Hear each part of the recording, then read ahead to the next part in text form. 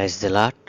ప్రభువునందు ప్రియ దేవుని జనాంగమా, మన ప్రభువును రక్షకుడైన యేసుక్రీస్తు ప్రభుల వారి దివ్యనామమున మీకు శుభములు తెలియజేస్తూ ఉన్నాను. ఈరోజు దేవుడు మనకిచ్చినటువంటి వాక్య ధ్యానాంశము మత్తయి సువార్త 10వ అధ్యాయము 37వ వాక్యము నుండి 42వ వాక్యం వరకు. తండ్రినైనను తల్లినైనను నాకంటే ఎక్కువగా ప్రేమించువాడు నాకు పాత్రుడు కాడు. కుమారునైనను కుమార్తెనైనను నాకంటే ఎక్కువగా ప్రేమించువాడు నాకు పాత్రుడు కాడు. తన సిలువను ఎత్తుకొని నన్ను వెంబడింపనివాడు నాకు పాత్రుడు కాడు. తన ప్రాణము దక్కించుకునివాడు దాన్ని పోగొట్టుకొనును గాని నా నిమిత్తము తన ప్రాణము పోగొట్టుకునివాడు దాన్ని దక్కించుకొనును. మిమ్మును చేర్చుకునివాడు నన్ను చేర్చుకొనును, నన్ను చేర్చుకునివాడు నన్ను పంపిన వారిని చేర్చుకొనును.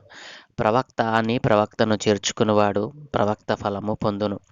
నీతిమంతుడని నీతిమంతుని చేర్చుకునివాడు నీతిమంతుని ఫలము పొందును. మరియు శిష్యుడని ఎవడు ఈ చిన్నవారిలో ఒకనికి గిన్నెడు చన్నీళ్లు మాత్రము త్రాగనిచ్చును వాడు తన ఫలము పోగొట్టుకునడని నిశ్చయముగా మీతో చెప్పుచున్నాను. ఆమేన్. ప్రభువునందు ప్రియ దేవుని పిల్లలారా, యేసుక్రీస్తు ప్రభుల వారు తన 12 మంది శిష్యులను సువార్త పనికి పంపుచు వారికి ఆజ్ఞాపించినటువంటి మాటలలో ఈ చివరి మాటలను మనము ఈ రోజున ధ్యానము చేద్దాము. తండ్రినైనను తల్లినైనను నాకంటే ఎక్కువగా ప్రేమించువాడు నాకు పాత్రుడు కాడు. కుమారునైనను కుమార్తెనైనను నాకంటే ఎక్కువగా ప్రేమించువాడు నాకు పాత్రుడు కాడు. నా ప్రియ దేవుని చిన్నంగమా, ఈ మాటలలో ఉన్నటువంటి మర్మము మనము ఈ లోకరీతిగా ఆలోచన చేసినట్లయితే అది ఇదేంటి, యేసయ్య ఇలా చెప్పారేంటి? తండ్రిని తల్లిని అనుగ్రహించింది ఆయనే కదా, వారిని ప్రేమించకూడదంటున్నాడేంటి అంటే ఇక్కడ మనం అర్థం చేసుకోవాల్సినటువంటి విషయం ఏంటంటే, తండ్రినైనను తల్లినైనను నాకంటే ఎక్కువగా ప్రేమించువాడు నాకు పాత్రుడు కాడు అని దేవుడు అంటున్నాడు. తండ్రిని ప్రేమించవద్దు, తల్లిని ప్రేమించవద్దు అని ఇక్కడ వాక్యభావము కాదండి.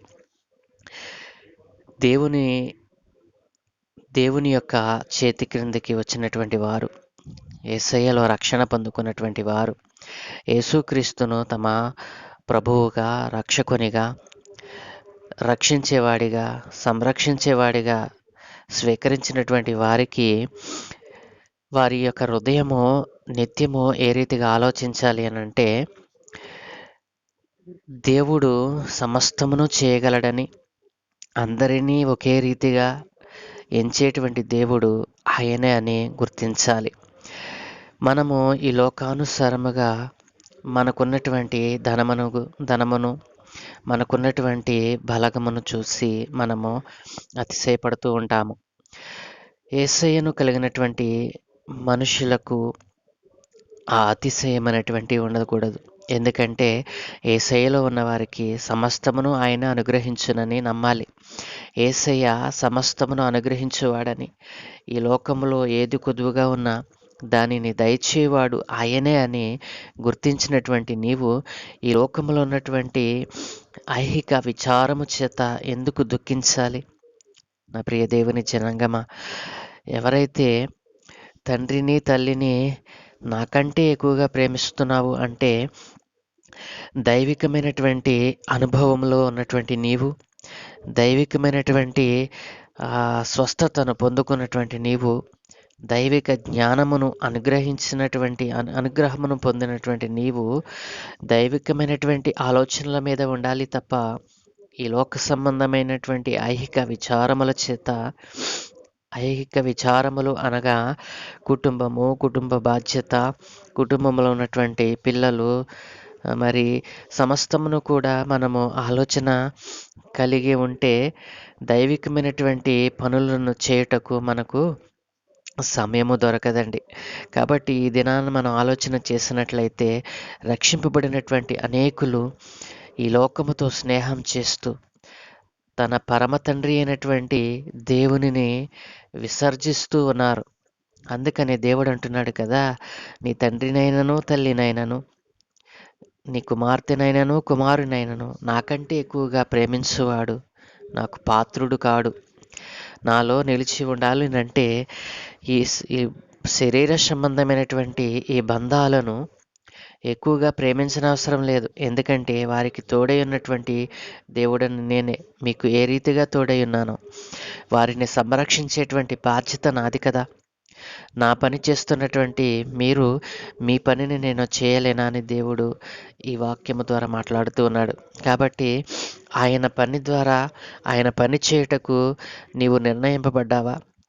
ఆయన సువార్త పనిలో ఒక పనిముట్టుగా వాడబడాలని ఆశ కలిగి నీవు సువార్త పనిలో యేసయ్య శిష్యునిగా నీవు చేరి ఉన్నావా?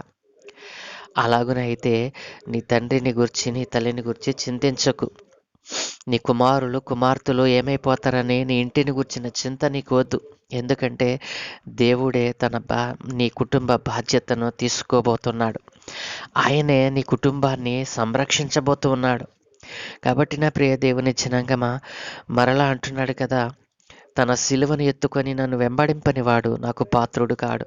తన ప్రాణము దక్కించుకునివాడు దాన్ని పోగొట్టుకొనును గాని నా నిమిత్తము తన ప్రాణము పోగొట్టుకున్నవాడు దాన్ని దక్కించుకొనును అంటున్నాడు. ప్రియ దేవుని జనాంగమా, స్వార్థ పనిలో దేవుని యొక్క ఆ సత్యమైనటువంటి నామాన్ని, దేవుని నామాన్ని ప్రకటిస్తూ ఉన్నప్పుడు అనేక అడ్డంకులు మనకు కలుగుతాయి.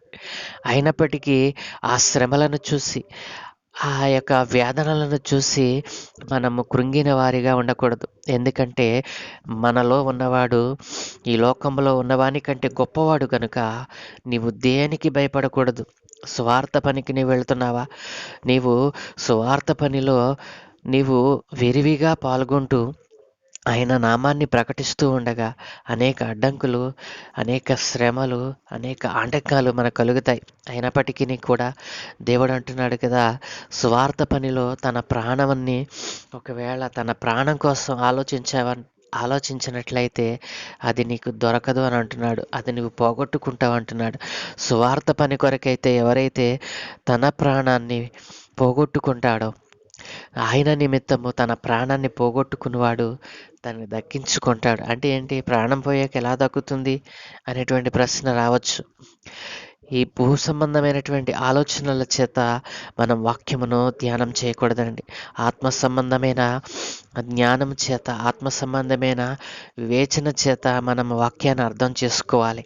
వాక్యాన్ని పైన చదివేసి బైబిల్లో తప్పు ఉందని, బైబిల్ కరెక్ట్ కాదని మనం తీర్పు తీర్చకూడదు. ఎందుకంటే దేవుడు చెప్పాడు కదా, తీర్పు తీర్చేటువంటి పని నాది. ఈ భూమి మీద ఏ మనిషినికైనాను నీవు తీర్పు తీర్చకూడదని దేవుడే చెప్పాడు కదా. వాక్యాన్ని సరిగా అర్థం చేసుకోవాలి. వాక్యమును ఒకసారి చదివితే అది అర్థం కాదు.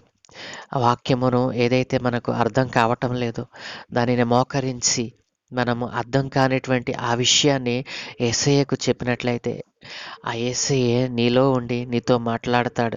ఈ వాక్యము యొక్క వివరణ ఇది అని ఆయన చెప్పగలుగుతాడు. కాబట్టి నా ప్రియ దేవుని జనాంగమా, ఎవరైతే ఆయన శిష్యులుగా చేరి ఆయన వాక్కులను ప్రకటిస్తూ ఉన్నారో, ఆ ప్రకటనలో ఒకవేళ ఆపద వచ్చి, ఒకవేళ ప్రాణ సంకటము సంభవించినప్పుడు దానిని గూర్చి నీవు ఆలోచించకుండా యేసయ్య వైపు చూసినట్లయితే దానిని నీవు పోగొట్టుకొనవు. ఒకవేళ ఆ క్షణంలోనే నీ ప్రాణం పోయినా ఆ సంబంధమైనటువంటి పరలోక రాజ్యములో నీ ఆత్మను చేర్చుకుంటాడు దేవుడు. కాబట్టి దేవుడు అంటున్నాడు కదా, ఎవడైతే నా నిమిత్తము తన ప్రాణము పోగొట్టుకుంటాడో దాన్ని దక్కించుకుంటాడని దేవుడు సెలవిస్తా ఉన్నాడు.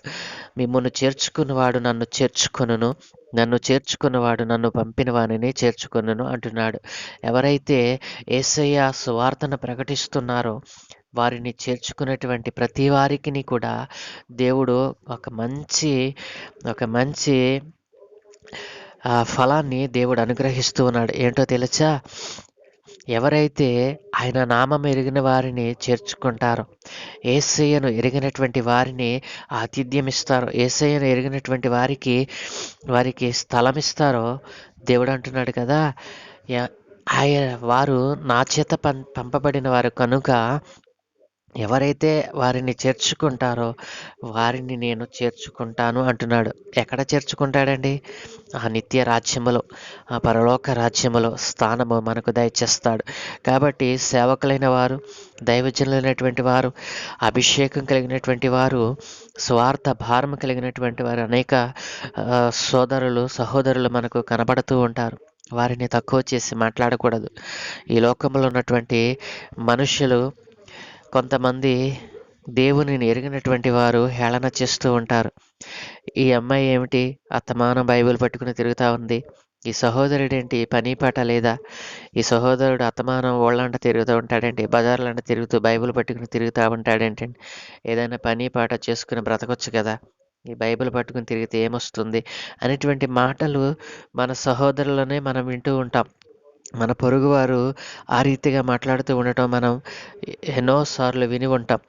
నా ప్రియ దేవుని జనాంగమా, ఎవరైతే ప్రవక్తను చేర్చుకున్నవాడు ప్రవక్త ఫలం పొందుతాడు, నీతిమంతుని చేర్చుకున్నవాడు నీతిమంతుని యొక్క ఫలము పొందుతాడని దేవుడు చెప్తా ఉన్నాడు. నీతిమంతులను మనం ఒకవేళ అపార్థం చేసుకుంటున్నామా? ప్రవక్తలను మనము నిర్లక్ష్యం చేస్తూ ఉన్నామా?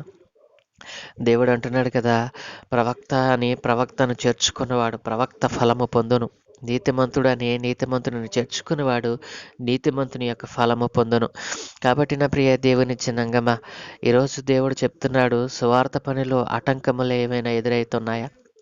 నీవు సువార్త పని చేయాలని ఆశపడుతూ ఉన్నావా? ఆశపడితే నీ ఇంటిని గూర్చిన చింతను మనసులో ఉంచుకుని సువార్త పని నీవు చేయలేవు. అందుకని యేసయ్య తన శిష్యులకు ఆజ్ఞాపిస్తూ బోధిస్తూ చెప్తూ ఉన్నాడు కదా, స్వార్థ పనిలో నీవు స్వార్థ పని చేస్తున్నప్పుడు నీ ఇంటిని గురించి, నీ తండ్రిని గురించి, తల్లిని గురించి ఆలోచన కలిగి ఉండకు. నీకు ఇవ్వబడినటువంటి పనిని సంపూర్తిగా చెయ్యి. నీ ఇంటిని గూర్చినటువంటి చింత నీకు లేకుండా నీవు ఆ పనిని చేయగలిగినట్లయితే నీ ఇంటి సంరక్షణ, నీకు కలిగిన సమస్తమును ఆయన సంరక్షిస్తానంటున్నాడు.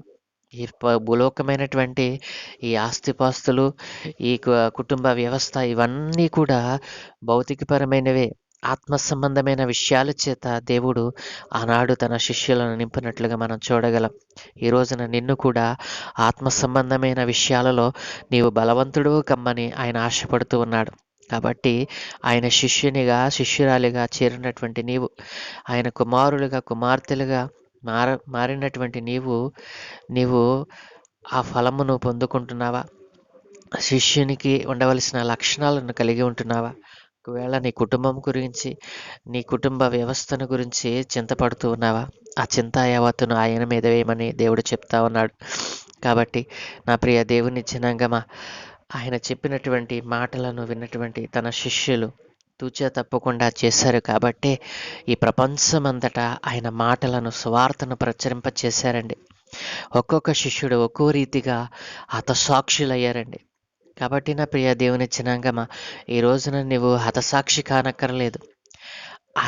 ఆయనలో ఉన్నటువంటి ఆ మంచి లక్షణాలను, ఆయనలో ఉన్నటువంటి ఆ ప్రేమ గుణమును నీవును కలిగి ఉండి, ఆయన చూపినటువంటి ఆ ప్రేమ, ఆయన చూపినటువంటి ఆ కరుణను, ఆ దయను నీవు కూడా ఇతరులకు నీవు చూపినట్లయితే నీలో ఉన్నటువంటి ఆ లక్షణాలను వారు కూడా పొందుకొని వారును ఏసయ్య మాటలను ఇతరులకు చెప్పడానికి ఉపయోగపడుతుంది. కాబట్టి ఈ రోజున నీ నిర్ణయం ఏమిటి?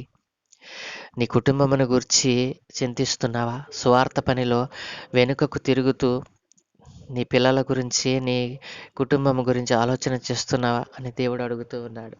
కాబట్టి నిర్ణయం చేసినటువంటి నీవు ఆయన నీకు అప్పగించినటువంటి పనిని నీవు నిర్లక్ష్యము చేయకుండా విశ్వాసముతో కొనసాగించినట్లయితే యేసయ్య నీకు నిత్య రాజ్యం అనుగ్రహించుటకు ఇష్టపడుతూ ఉన్నాడు. యేసయ్య నామం ఎరిగిన వారికి నీవు చేయవలసినట్టు పని అంటే తెలుసా? యేసయ్య నామం ఎరిగిన వారికి ఆయన నామాన్ని ప్రకటించడమే. నీవు పనికి వెళుతున్నావా?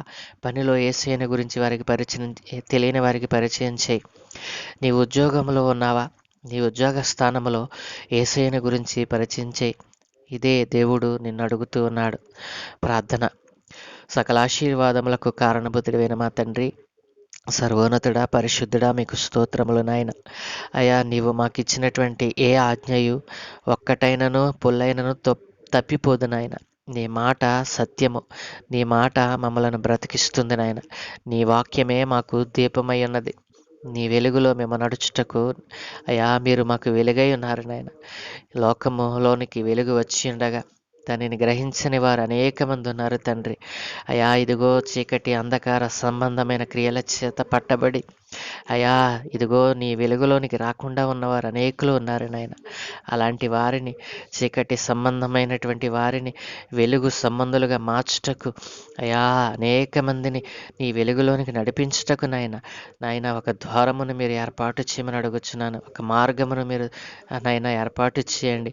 ఆ మార్గంలోనికి అందరూ వచ్చినట్లుగా అయా, ఇదిగో తండ్రి, నీ మార్గంలో నడిచేటువంటి ఆలోచన ప్రతి ఒక్కరికి పుట్టించమని ఈ ఉదయమున నీ వాక్యముని వింటున్న వారి అందరి జీవితాలలో గొప్ప మార్పును చేసి ఒక గొప్ప నిర్ణయం వారు చేయుటకు నాయనా మీరు ఆలోచన పుట్టించమని, నీ స్వార్థ పనిని అయా, నీ మాటలను వాటిని వెరిగిన వారికి నాయన వినిపింపచేయటానికి అయా అనేక మందిని పురుకొల్పమని, నీ నామం ఎరిగిన వారికి నీ నామమును ప్రచురం చేయటానికి, నీ నామాన్ని ప్రకటించడానికి వారు తీర్మానం చేసే భాగ్యము అనుగ్రహించమని ఈరోజు మాకు అనుగ్రహించారు నాయన. ఈరోజు మేము చేయ పనులన్నిటి మీద మీకు అనుదృష్టి ఉంచి అయా మీ ఆత్మను మాకు తోడుగా ఉంచి మీ దూతల కాపుదలు అనుగ్రహించి నీవే మహిమ ఘనత ప్రభావం పొందుకోమని, ఈరోజు పుట్టినరోజు పెళ్లిరోజు జరుపుకుంటున్న బిడ్డలందరినీ మీరు దీవించమని, మరొక నూతన దయాకిరీటం వారికి అనుగ్రహించినందుకే మీకు స్తుతులు చెల్లిస్తూ మీరే మహిమ ఘనత ప్రభావం పొందుకోమని,